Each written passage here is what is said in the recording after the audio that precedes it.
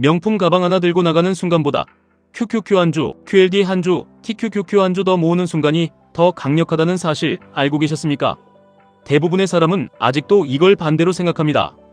가방은 내 기분을 올려주고, 차는 내 체면을 세워주고, 비싼 소비는 내 삶을 더 괜찮아 보이게 만들어준다고 믿습니다. 그런데 시간이 지나면 결국 남는 건 로고가 아니라 잔고입니다. 포장이 아니라 주식 수입니다. 과시가 아니라 자유입니다. 똑같이 300만 원이 있어도 누군가는 명품 매장으로 달려가고, 누군가는 QQQ를 사고, 누군가는 QLD를 담고, 누군가는 TQQQ를 분할 매수합니다. 겉으로는 후자가 재미없어 보일 수 있습니다. 너무 계산적이고 너무 답답하고 너무 느려 보일 수 있습니다. 그런데 인생은 이상하게도 그 느린 선택을 한 사람들이 나중에 가장 빠르게 자유로워집니다. 왜 그런지 생각해 보셔야 합니다.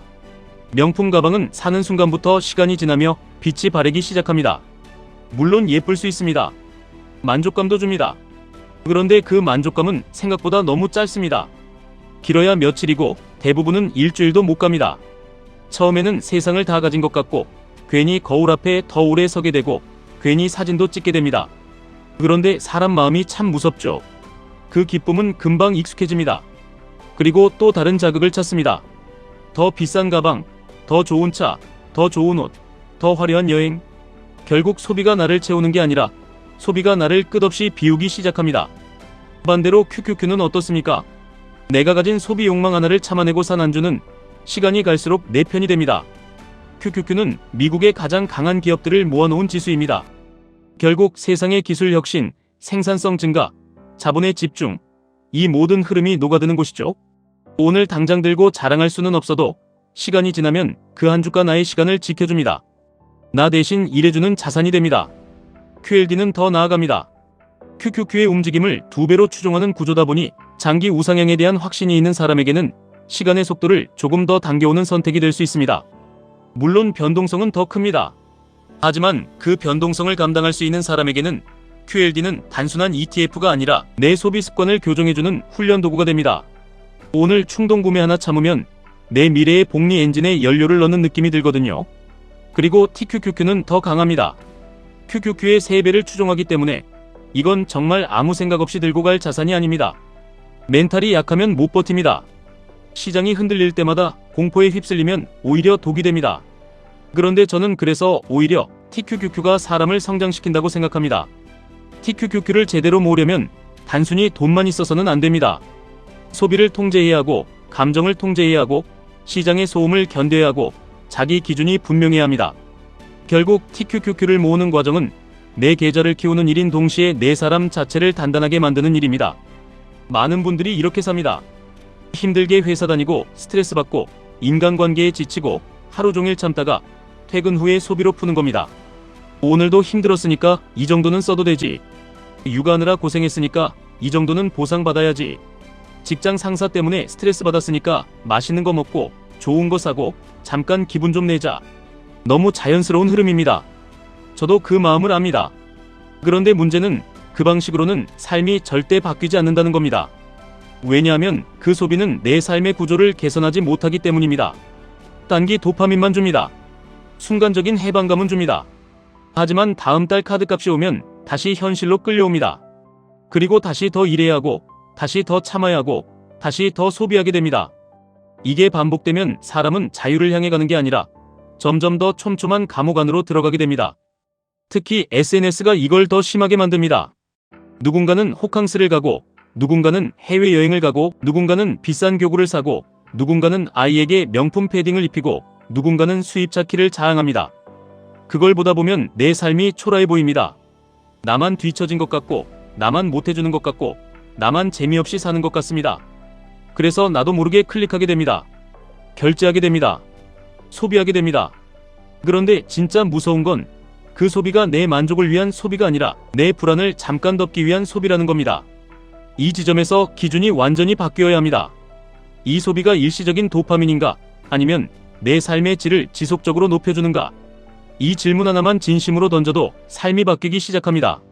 같은 돈 100만 원이어도 보여주기 위한 소비했으면 흔적만 남고 사라집니다. 그런데 QQQ, QLD, TQQQ에 넣으면 시간이 지나며 씨앗이 됩니다.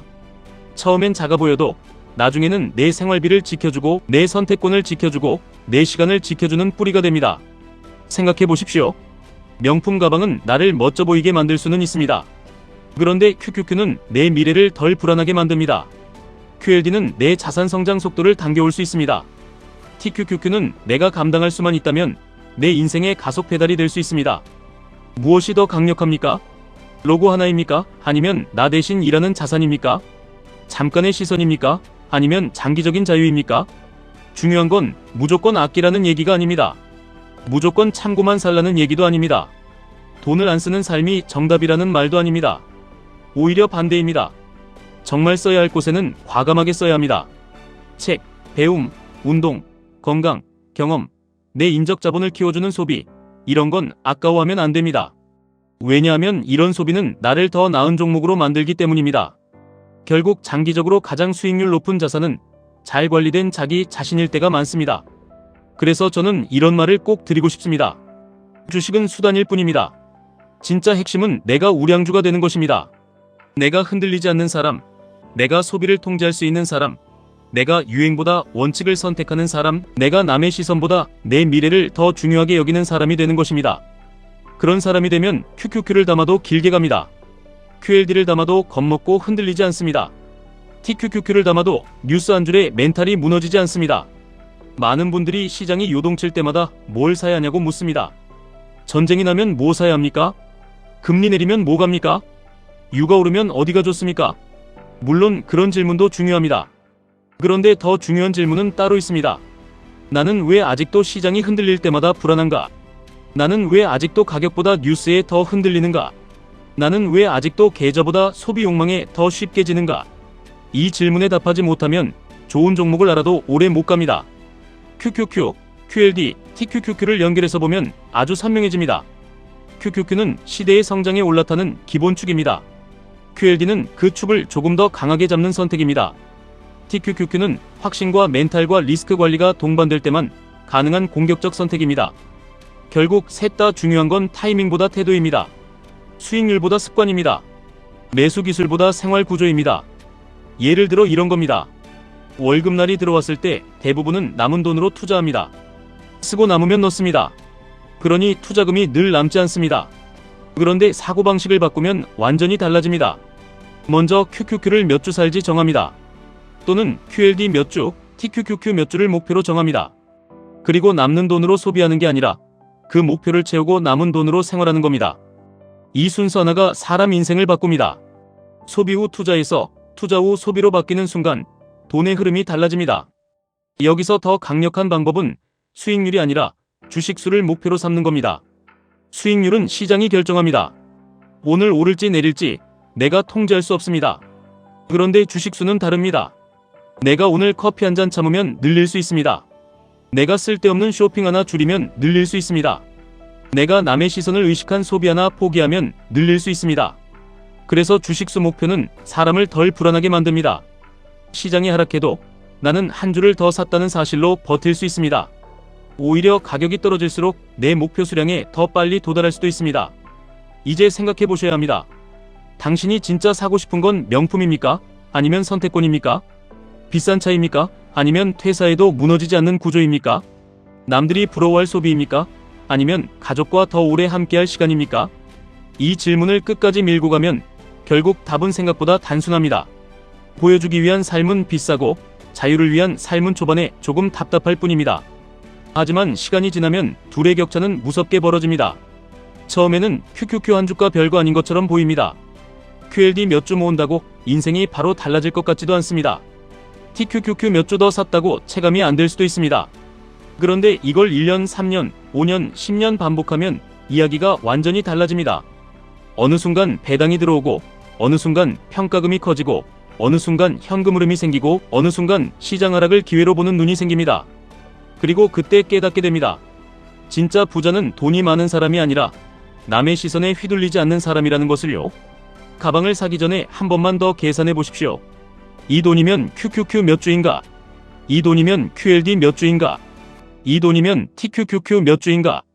그리고 5년 뒤, 10년 뒤 그 주식수가 내 삶에 어떤 표정을 만들어줄지 상상해 보십시오. 당장의 만족은 소비가 줄 수 있습니다. 하지만 오래가는 평온함은 자산이 줍니다. 그리고 그 자산은 결국 당신의 절제와 습관과 기준이 만들어냅니다. 저는 이게 단순히 돈 이야기라고 생각하지 않습니다. 이건 삶의 방향에 대한 이야기입니다. 순간의 박수에 살 것인가, 아니면 긴 시간의 자유를 향해 갈 것인가, 겉으로 반짝이는 선택을 할 것인가, 아니면 조용히 쌓이는 선택을 할 것인가, 오늘의 기분을 살 것인가, 아니면 미래의 시간을 살 것인가. 이 질문 앞에서 QQQ, QLD, TQQQ는 단순한 티커가 아닙니다. 내 기준을 시험하는 거울이고 내 미래를 앞당기는 도구입니다. 지금부터라도 늦지 않았습니다. 명품을 끊으라는 말이 아닙니다. 다만 적어도 한 번은 내가 사려는 그 물건과 내가 모을 수 있는 주식수를 비교해 보시라는 겁니다. 그리고 정말 중요한 소비만 남겨보십시오.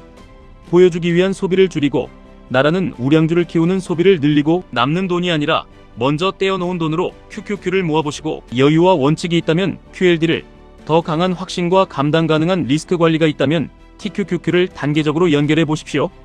그 선택이 쌓이면 통장은 물론이고 사람 자체가 달라집니다.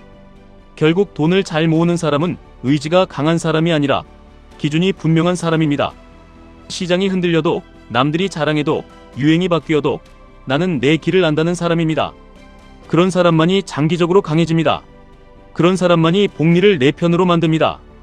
그런 사람만이 소비의 노예가 아니라 자산의 주인이 됩니다. 남들이 명품 로고를 모을 때 당신은 주식수를 모으십시오. 남들이 차키를 자랑할 때 당신은 QQQ 한 주를 더 모으십시오. 남들이 순간의 만족을 살 때 당신은 QLD로 시간의 속도를 조금 더 당겨오십시오.